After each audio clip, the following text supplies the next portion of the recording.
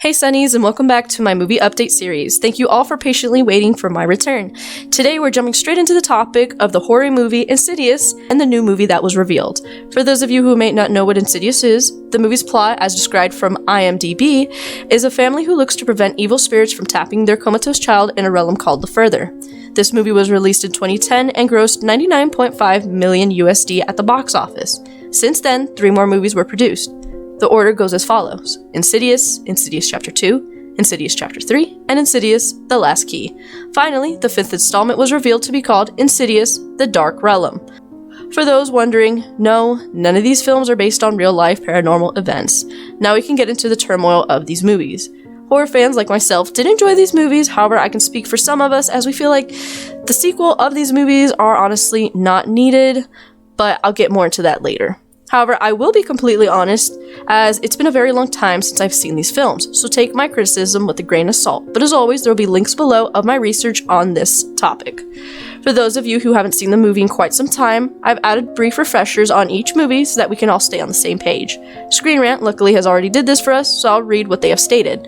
The first 2 movies focused on the Lambert family, who enlist demon expert Elise Rayner to investigate paranormal activity within their home. Insidious' astral projection storyline carries over to the sequel, Insidious Chapter 2, in which Josh Lambert, Patrick Wilson, spirals out of control and takes a trippy journey into the Further, where he converses with his younger self. Insidious Chapter 3, a prequel, centers on Elise's backstory and ghostly experience with a teenager named Quinn Brenner, while Insidious: The Last Key goes way back to the 50s for a tale about Elise's younger years. Insidious: The Dark Realm's plot is summed up well by ScreenRant.com. Insidious 5 will take place 10 years after the events of Insidious Chapter 2. Dalton has left home for college, and the storyline will reportedly explore the consequences of decisions made by the Lambert family. According to the star and director, Patrick Wilson, Wilson is making his debut as director with this final film. Supposedly, it's the final film. James Wan was the director of the first 2 films, Lee Whannell was the director of the 3rd film, and Adam Robitel of the 4th movie.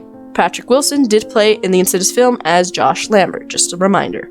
According to comicbook.com, Patrick Wilson stated, "Directing the movie is both professionally and personally a full circle moment for me, and I am extremely grateful to be entrusted and continue to tell this frightening and haunting story. Into the Further we go."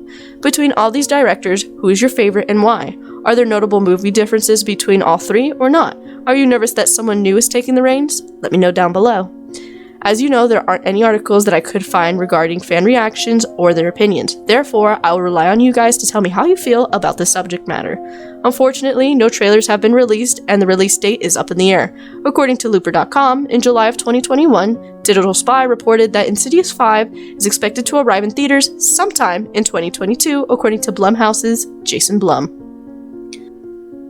To those of you wondering if Elise will come back, as she did die in the first movie, we know that her presence were very much in every single aspect of the 4 movies. According to Looper.com, the existence of the Further gives filmmakers a very logical reason to bring her back in some capacity.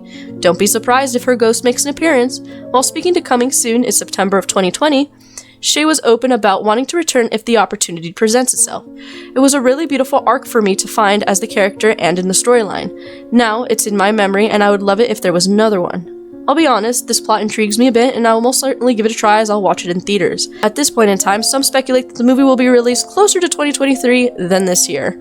I know this video was short, but based on what I've said and what is known about the movie so far, what do you guys think? Tell me down in the comments below, and if you did not like this video, let me know why, as I'm always looking to improve. As always, stay sunny!